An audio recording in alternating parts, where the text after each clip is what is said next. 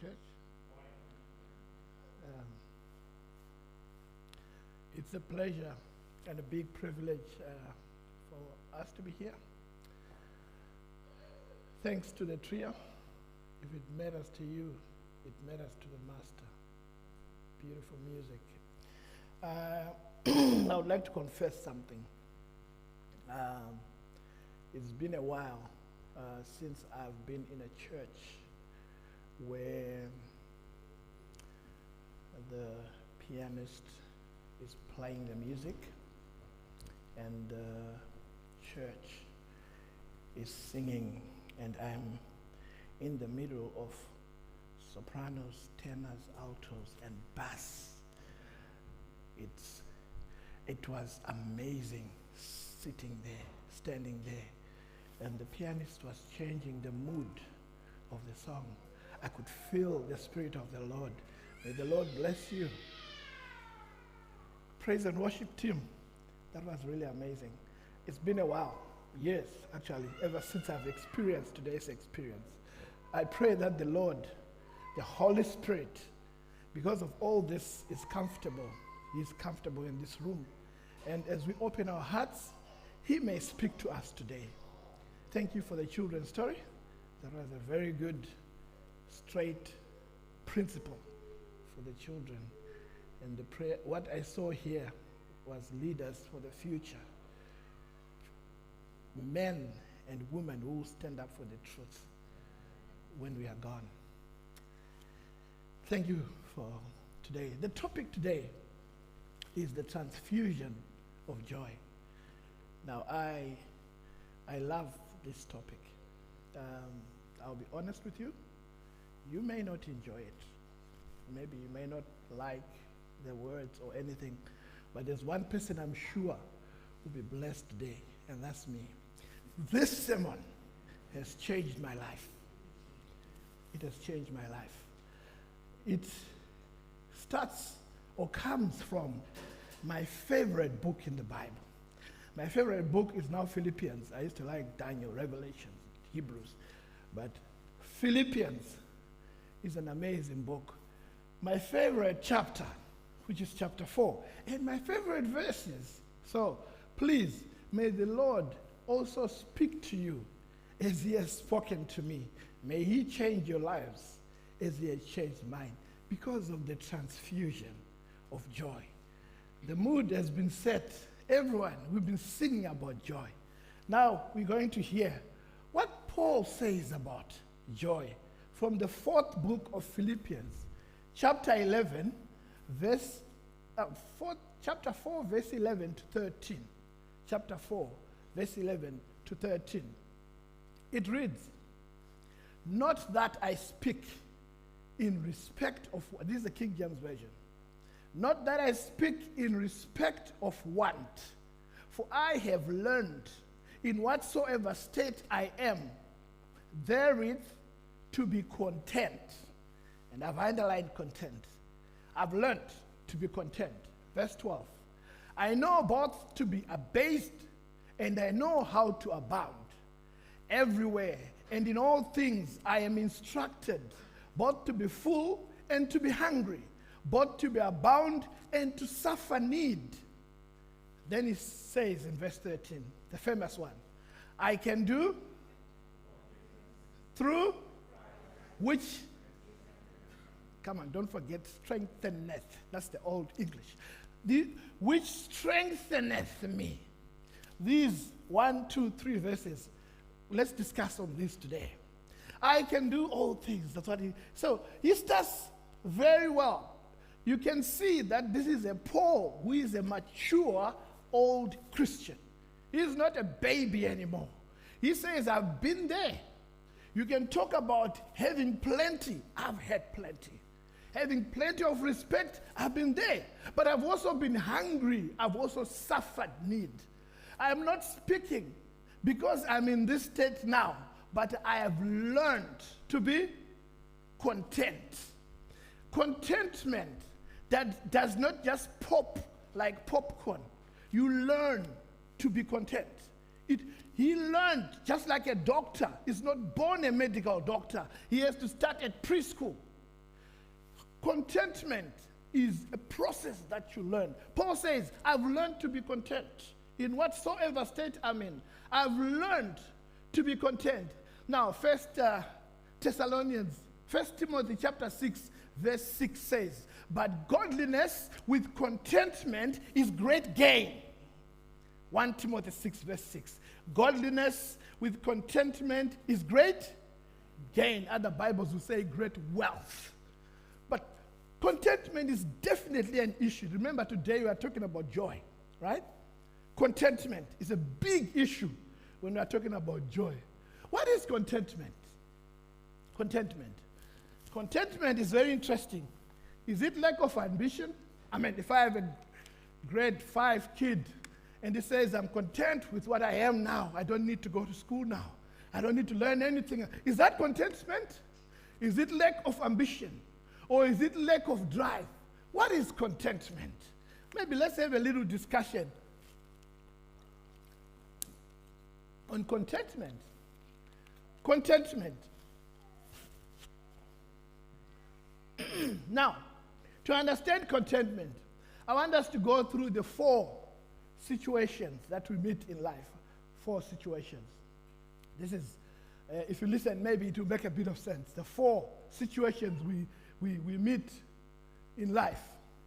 Now, in life, there is a time when you can do something about it, and you choose to do something about it. Are you with me?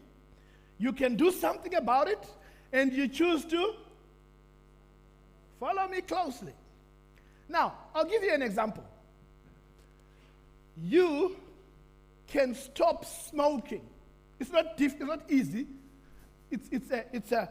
You can stop smoking. It's an addiction that is hard, but you can stop smoking if you're a smoker. You can, right? Then you choose to stop smoking. Let me get home a bit for some. It could be an addiction like porn, watching porn. You can stop it, and you choose to stop it. Or easier things like you can actually bath and not be smelly, and you can choose to bath. You can do something about it, and you choose to do something about it. That's situation number 1. Situation number 2, you can do something about it, and you choose not to do anything about it. Are you with me? You can. Like, for example, if you are young, you can work hard and make it in whatever you want to do. You can make it if you work hard. And you choose not to work hard and be lazy, and you have no results. That's one example. The other example is you can actually be a nice person. You can choose to be nice. You know, joy is a choice. You can actually choose to be good. And maybe if you don't choose to be good, then you'll be a bad person. Another easy one is you can stand up and praise the Lord. You can change, your heart can be changed. You can choose Christ today. It's something that can actually happen today. You can choose Christ. If you don't choose to do it, then that's situation number 2, which is you can do something about it and you choose not to do something about it. Situation number 3 is you cannot do something about it and you choose not to do anything about it. This is some circumstances in life that you can't do anything about. For example, in 1998, my father died. I couldn't do anything about it. And I chose to accept it that he's dead because I couldn't do anything about it. You understand me? You cannot do anything about it. You choose not to do anything about it. I normally give an example of an old, you see, when we were young, we used to watch karate. You know, you'd go and see those Chinese films, eh? And the master, the Chinese master, the one with all the brains, he's walking with a stick there. And at the back of the stick, there's a jar full of honey. And he's walking like this. He's walking. Then the jar drops to the ground, boom. All the good honey is messed up in the sand. Because the master is clever, he says, he thinks, I cannot do anything about it. He chooses not to do anything about it. What does he do? He carries on walking as if nothing has happened. He's not stressed. He knows he can't do anything about it, so he chooses not to do anything about it. That's situation number 4. It's the same. I've got a daughter called Michelle, right? Michelle is my daughter. It doesn't matter how much she prays. She can never be Michelle Obama. She can't change. You cannot do anything about it. You can, and you choose not to. You can stress about it. You can pray about it, but you can't do anything about it. I was born in Zimbabwe. It doesn't matter how much you like me or how much I pray. I can't do anything about that. That's where I was born. Are you with me? Situation number 4, you can't do anything about it. You choose not. We are talking about joy. Don't get lost. We will see the situation which gives you no joy. All right? Now, situation number 4 is what Paul is talking about. That's where we're going now. You cannot do anything about it, and you choose to do something about it. Follow me closely. The stress, the ulcers, the hypertension comes from situations where you cannot do anything about it, but you choose to do something about it. The thief of joy is trying to solve things that you cannot do anything about. Are you with me? This is a situation where people pray and they spend hours and time trying to do something about something that you can't. Now, Paul says, I have learned to be content.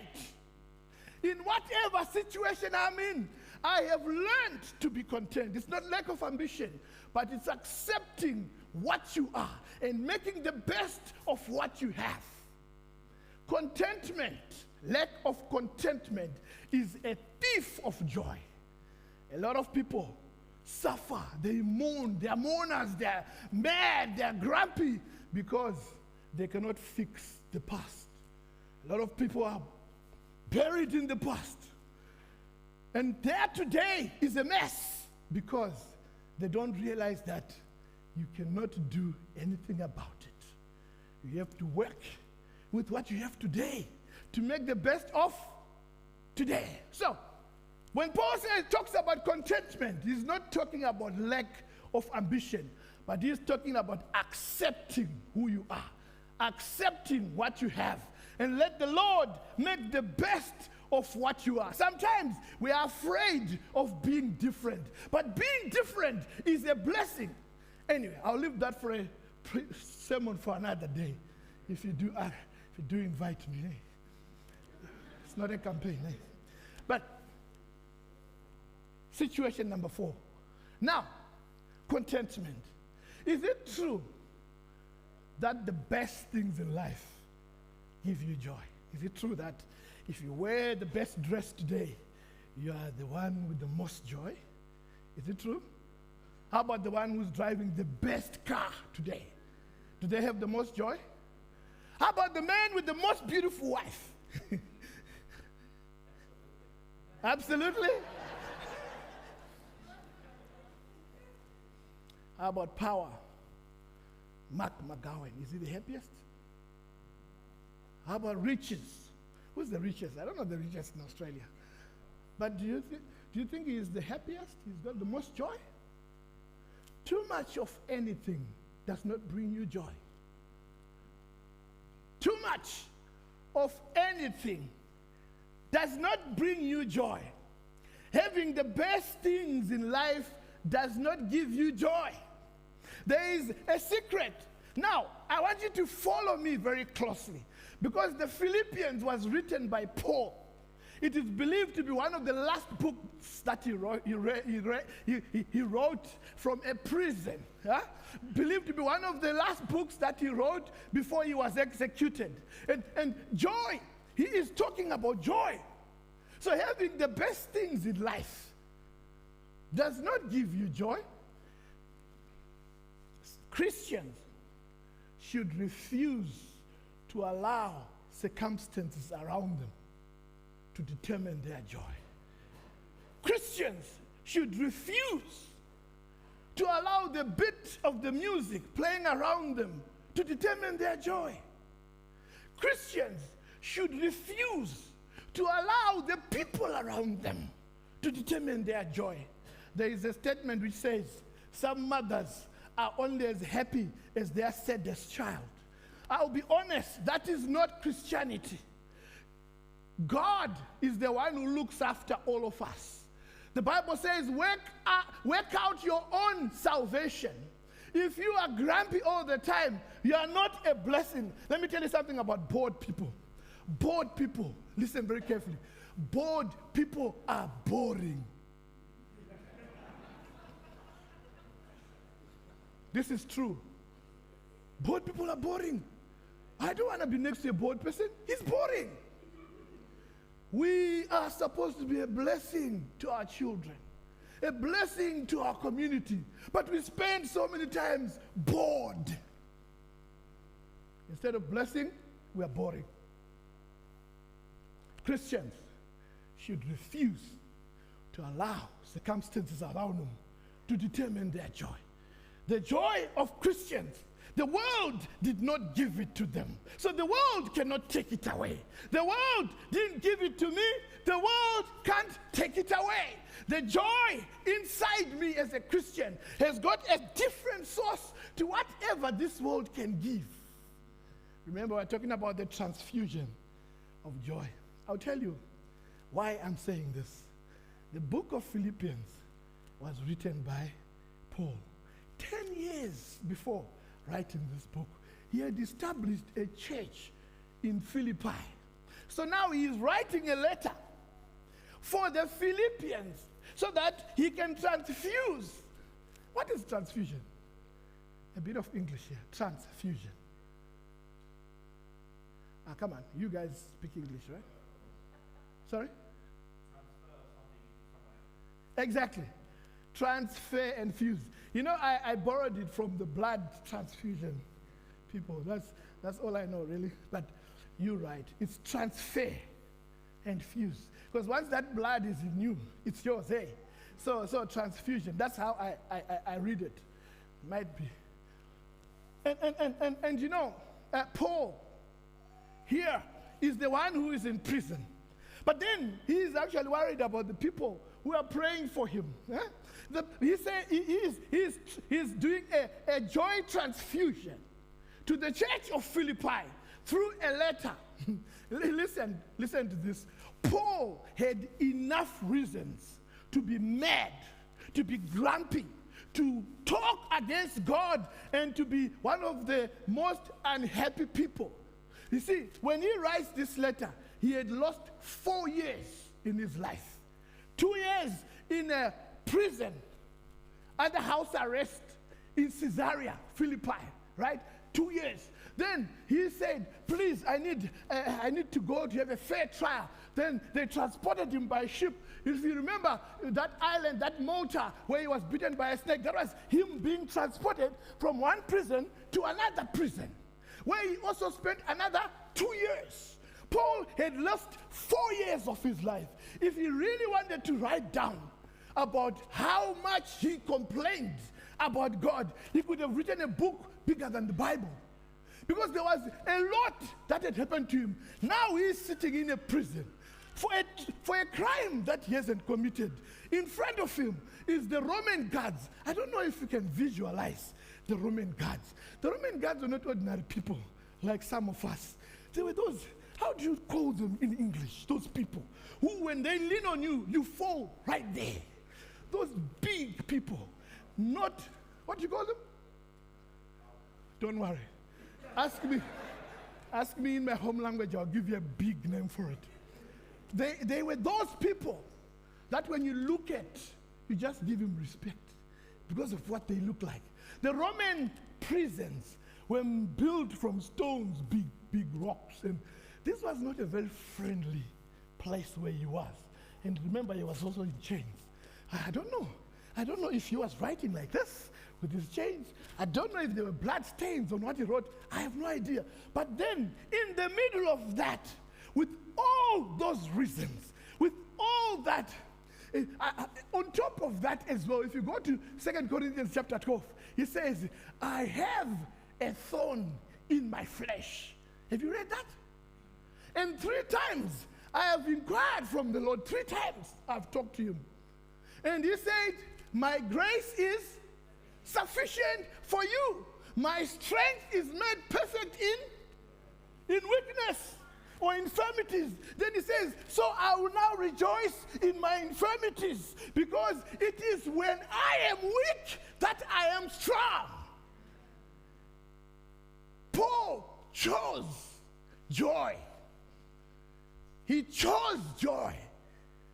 He sits down to write the book of Philippians. With all this, he writes a book with 4 chapters, 104 verses, and with the theme of joy. He says, rejoice in the Lord. And again I say, rejoice. He had enough reasons to be grumpy, but he chose to write a letter about joy. Something about joy that is a power that is above. There's a power beyond what is around you.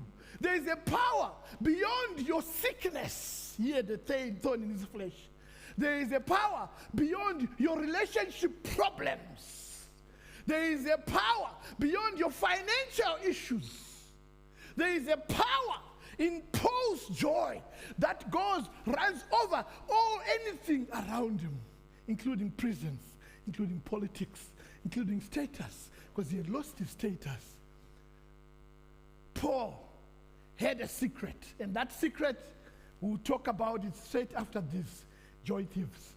Let's do joy Thieves. I don't know what my time is going. I was promised 30 minutes. Let's talk about Joy Thieves. Joy Thieves. Thank you. That's dangerous. Okay. Joy Thieves. Let's talk about joy thieves. Thieves of joy. Because in life there are things that steal your joy. We talked about contentment. Lack of contentment will snatch your joy. Let's talk about 2 or 3 more. Then we can go to Paul's secret. Then we close this. First one is fear of death, which I want to talk about. There are many of them. But fear of death can really steal your joy. A lot of people will do things that anyone would never thought they would do because they are afraid of dying. They're afraid of their children dying. They're afraid of, so they will go out and do things that you think, wow, how could this person do that? Because of the fear of death. So, fear of death, that's a thief. The antidote is this side of the table. It says, the antidote says, fear of death does not stop you from, you will still die. Fear of death does not stop you from dying. Let me tell you, if you are going to die, you will still die. But it stops you from something, eh? It only stops you from living now. Yeah, instead of being the good parent, you are afraid of death. Instead of being the inspiration that is needed, you are there, afraid of death. Fear of death. Paul said, for me to live is Christ. And to die is exactly. Yeah, Paul wasn't afraid of death. That's why he's actually talking about joy to those who think he's about to die. Fear of death will disturb you. Fear of death will make your brains numb and you fail to execute what you should do now. It will stop you from living. Fear of death. Joy thief number 2, because of time. Joy thief number 2, which is keeping a grudge. I would have spent an hour on this one. Keeping a grudge is a thief of joy. Keeping a grudge is a thief of blessings. Keeping a grudge is the worst thing that anyone can do to themselves. Many people think if I forgive them, then I've left them, I've given them something, I've left them easy. I should make it a bit hard for someone who's, I'll tell you, keeping a grudge is not killing your enemy. It's you who suffers from the grudge. You are the one who carries the stone. There's a time we're discussing, and one of my kids, when he was young, he goes, keeping a grudge is like you carrying a big rock, and you go everywhere carrying it. Keeping a grudge.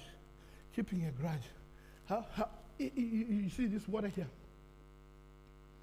How long do you think I can hold it like this? 30 minutes like this, how do you think my hand will feel? How about 1 hour? 1 hour will be bad, eh? How about 1 day? If I manage to do it for 1 day, my hand might actually be almost dying, eh? How about 1 year? People keep grudges for years. For years. Years and years. I will not let him loose that easily. For years. Keeping a grudge. I've been on seminars where people are saying, when someone does wrong for you, how do you forgive them? I'm not very technical on this one, I'll be honest. I haven't studied that much. But I've heard people who say, when you forgive someone, make sure you do this, the condition. I don't know. But I just read from the Lord's Prayer. When you read the Lord's Prayer, he says, and forgive us as we forgive those who trespass against us. You are setting the standard of how you want God to forgive you. Yes, if you say, I'll forgive you, but I'll leave you there. Okay? Forgive you, but nothing to do with you. That's what you're telling God to do to you. You're saying, God, forgive me, but leave me there. I don't know. I actually think God forgives me, and he stays vulnerable. And that's forgiveness. Forgiveness unconditional. And when I pray and I say, forgive me, as those I forgive, I think of the people I've forgiven. If I go forgiving them, and anyway, like I said, I can spend an hour on this one. Let's leave it. But that's the disease there. The antidote is this side. It says, keeping a grudge is like taking poison into your own system. Keeping a grudge is like what? Taking poison. Because it's you who get the the high blood pressures, the problems there. Some people get palpitations. It's you, not the person. Most of them are actually foolish. They don't even remember. They are gone. And you are the one who remembers. Eh? So keeping a grudge is like taking poison into whose system? Your system. And then wait for your enemy to die. You're taking poison. You wait for your enemy to. It looks very stupid, but that's what we do. I've done it myself. The devil makes us look at as if we should wait for them to come and apologize. Wait for them to own up for what they've done. I'll tell you, when Adam sinned against God, God didn't wait for Adam to come. He followed Adam. Adam, have you sinned against me? Let's learn from God. The devil wants us to keep that grudge in our heart. Because if you read just at the bottom of the Lord's Prayer, it says, for if you cannot forgive your brother, how can you expect God to forgive you? We are blocking our own blessings because we're saying, no. Anyway, like I said, this will take too long. Let's go to the next one. Next joy thief. This is the last one. Then, because of time. It says, remembering the past. Sometimes the past blocks us from living now. We remember the past. The devil constantly reminds you of the mistakes and the filth that you've done before. You lack confidence. You lack joy. You can't even stand in front of people because whenever you stand here, you think of those bad things, the smelly things that are under your armpits or something that you did way back. The devil steals our joy that way. Well, the antidote is acknowledge that your past is filthy. Acknowledge it. It's filthy. And remember that Jesus is now in your future because you've asked for forgiveness. Acknowledge. Maybe you've done something terrible, yes, but Jesus has forgiven me. Acknowledge your past is filthy, but your future is what? It's bright because I'm now in Jesus. My future is bright. But don't end there. When you do that, then turn to the devil and remind him. Okay? But as for you, devil, your future was bright. And your past was bright. And your future is, okay, let's read it. But remind the devil that his past is bright, but the future is dark. The devil wants us to suffer as he is suffering. Our future is bright. It doesn't matter what you've done before. The Lord has forgiven us. Christ died for us on the cross. Our future is bright. Don't let this joy thief steal your thief. Let's jump from this joy thieves. Joy is actually a choice. We talked about Paul. He chose joy. He had enough reasons to complain, but he chose to praise the Lord. Joy is a choice. I just went halfway with this glass. Halfway. The question, which is normally asked, is it half full or half empty? You know that question, eh? And they say, the optimist will say, it's half full. And the pessimist will say, it's half empty. Huh? They are both correct, but it depends on the way you look at it. You can complain and cry over the half that is missing. And you can make it a big issue here, and you can stop this service because you're complaining about the half that's missing. Or you can praise the Lord for the half that is in the glass. At least there's water in the glass. It depends on the way you look at it. I've been in situations, same situations with other people. They look at it pessimistically and they are crying, they are mourning, they can't think. And some people look at it with optimism and they say, look, we still have a chance, we are alive. It depends on the way you look at it. And joy is a choice. We all have reasons not to be happy. We all have reasons to be happy too. And it is your choice to choose joy or not to choose joy. Just as it is your choice to choose Christ or not to choose Christ. Joy is a choice. Remember. Okay. I don't know, I went backwards. Sorry, I pressed the wrong button. Optimism. I was talking about optimism. Optimism is a very good thing. There are so many websites, so many people you see. Speak positive to yourself. That's all good, but I'll tell you the difference between Paul's optimism and the TV optimism. Paul introduces Jesus as our reason for making it. A lot of public speakers, they talk about talk to yourself, tell yourself.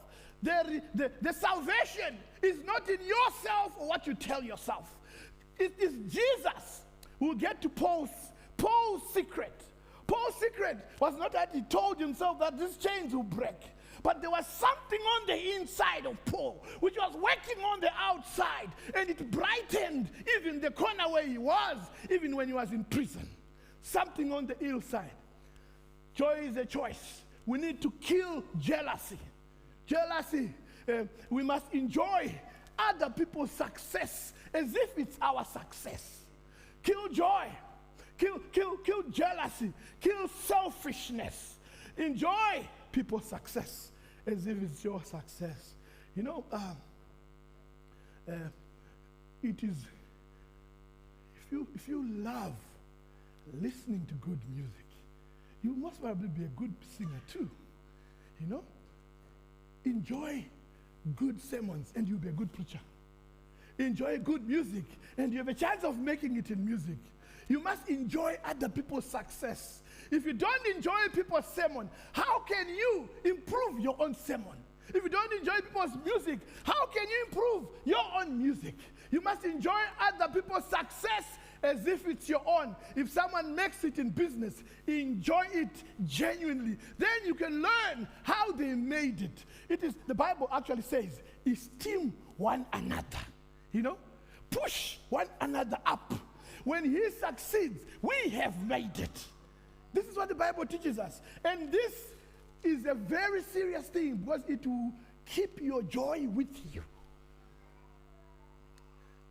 When you choose to think of memories, then choose positive memories.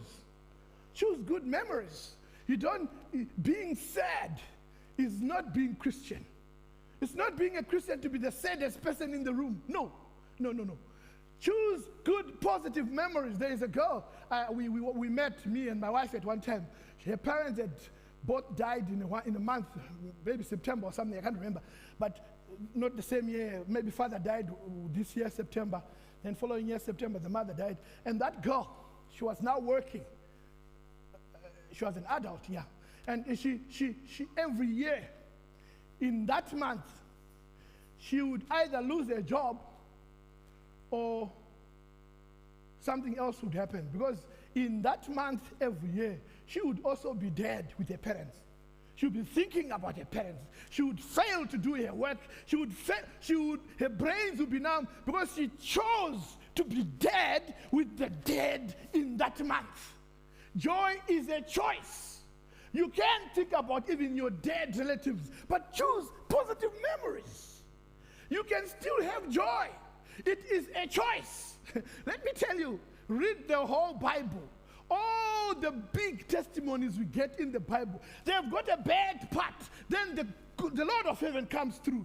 Jesus on the cross, they lied to him. They did everything. But we have victory in Jesus today because he went through that problem. Joy is a choice. Every story has got a bad side and a good side. It is your choice. You can choose to be bored and be boring.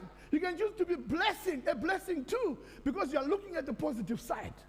Joy is a choice. Choose good memories. Every setback is a setup to step up. Whenever you have a setback, remember, it's a testimony in the making. When you get a setback, that's when you need to lean on the everlasting arms. Because when you lean on them, you will come out with a testimony that is beyond normal because you were set back. And you know, sometimes what happens to be a setback is God's model of making a testimony for you. You need to look at it positively.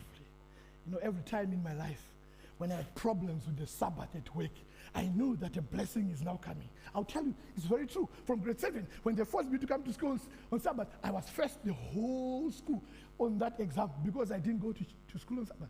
Well, I can tell you more than 5 different testimonies. Whenever I get a Sabbath problem, I know the blessing is coming. Every setback, when they say, you have to do this on Sabbath, I go, hallelujah. Because I know my God has made a setback for me to be blessed. Yes. How can you be a hero when you've never gone through a problem? You can't be a hero because you did nothing. You know, in heaven, there will be stories of heroes. In fact, I don't think you're even qualified to go to heaven if you have no story. Because the Bible says that we will sing a song. Everyone will sing a song. And a song, us we sing a song which others can't even sing. Hey, I'm going to go to that sermon later. Let's do this.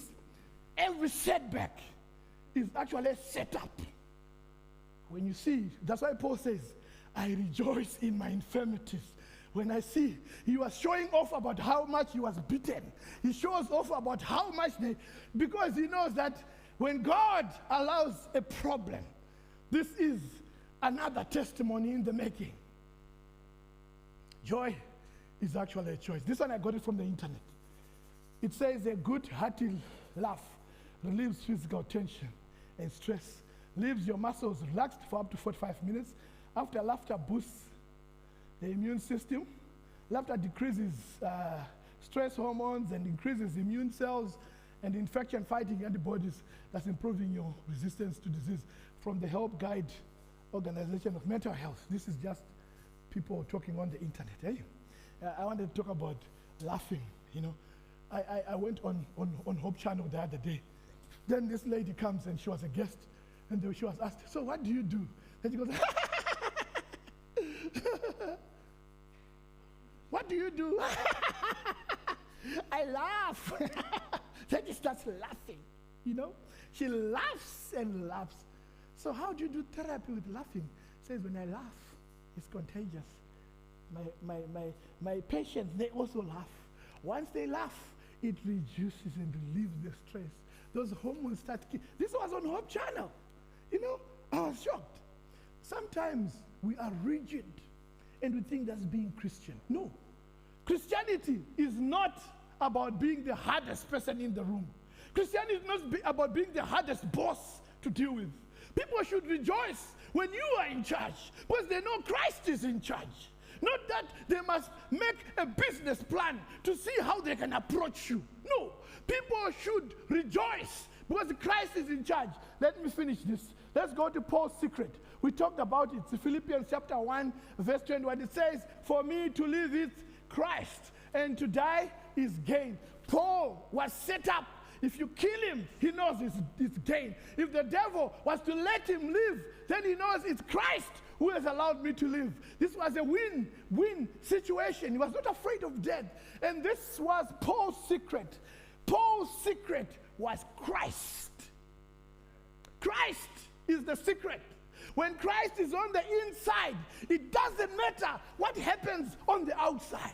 When Christ is on the inside, the prison guards can be all around you. But Christ will still reign because joy will come from the inside.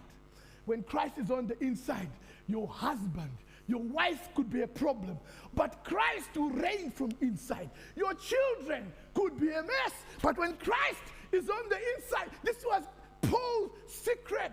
In prison, he is writing about joy because he had something on the inside. My brothers, my sisters, Christ is our true joy. If we have Christ, we have the joy. I got this from John 15, verse 11. Christ says, the things I have spoken unto you, that my joy might remain in you, and that your joy might be full. The joy is not determined on it's not determined does not depend on what is around you. Doesn't depend on what you've acquired. Doesn't depend on your degrees. Your true joy and full joy is determined by the Christ in you. When Christ is in you, if you read from the Desire of Ages, my favorite book, it says, the kingdom of heaven is already living in you. The promise which others are looking forward to is already living inside you. You are like a beaming light that brightens whatever corner you go to because the kingdom of heaven is living inside you. Amazing. Joy is a choice, and the secret to joy. The first, this is the quotation from Desire of Ages. The faces of men and women who walk and work with God express the peace of heaven. They have Christ's joy, the joy of being a blessing to humanity. You are a blessing. You are not the grumpy old man. You are not the grumpy sister. You are a blessing. Your face brightened by the presence of Christ. Winners are too busy to be sad. Winners are too positive to be doubtful. Winners are too optimistic to be fearful. Winners are too determined to be defeated. When Christ is in you, you don't have time to be sad. When Christ is in you, you don't have time to be doubtful. When Christ is in you, you don't have space for fear. And there is no way you can be defeated because you are sure. You are sure about Christ. You know, I was studying about Hebrews 11, about faith. It says faith is the evidence. I ended up learning that faith is being sure. That's where I end. You are sure of the Lord's presence in your life. Sure of Christ. You have the faith. There is no room for all this crew. Anyway, now we are finishing. I'm going to give you a prescription. Like a doctor. I'm not a doctor, but prescription. Number one, live simply. Live simply. Don't complicate your life. Be like Jesus. Jesus, when he was going to heal, a woman came with an issue of blood. He didn't say, I've got a program, I'm planned, I'm scheduled. No. Live simply. Be very flexible. Live simply. If your life is not flexible, you always lose your joy. Live simply, and give more. Give more. If you give, selfishness is going to go out of you. If you give, you become more like Christ. Give more and expect less. Expectations steal our joy. Too many expectations will steal our joy. Expect less. I'm moving fast. And forgive freely. I think we've talked about forgiveness. And pray without ceasing. Don't just pray when you're on your knees and with your eyes closed. Pray when you're driving your car. Pray when you're going to your boss office. Pray when you're about to talk to your child. You don't just pray when your knees are on the ground. Pray. Be like Enoch. who walked with God for 300 and he made children and while walking with God. Okay, that's another sermon. But pray without ceasing. And like we said, enjoy other people's success. When they have joy, it also comes to you. You are always a joyful person. But above all this, those 6 don't work when Christ is not in the mix. Keep Jesus at the center, because he is our true joy. Only Jesus gives us the true joy. We can talk positivity, but without Christ, we'll only be positive sinners. We can talk anything without Christ. Let me finish this sermon with the last verse, which says, I can do all things. I can do all things. Oh my goodness, the time is gone. I can do all things through Christ who? I can. I can do all things. This is Paul in prison. He says, I can do all things through Christ. You can do all things through Christ. You see, no mountain is too high when Christ is in you. No storm is too dark. You can go through it through Christ. No valley is too deep. You can, and I can. I can do all things through Christ. What is it? Is it a relationship? You can do it through Christ. What is it that might be bothering you so much? Is it your health? You can do it through Christ, because Christ strengtheneth me. On Christ, the solid rock, I stand. All other ground is sinking sand. I'm pressing on the upward way. New heights I'm gaining every day. What a fellowship. What a joy divine when I'm leaning on the everlasting life. I can. Oh, yes, I can. You can too. When Christ gives you strength. I would like to invite the church to stand as we do our last song. Our last song. We can do all things through Christ who strengthens us. May the Lord bless us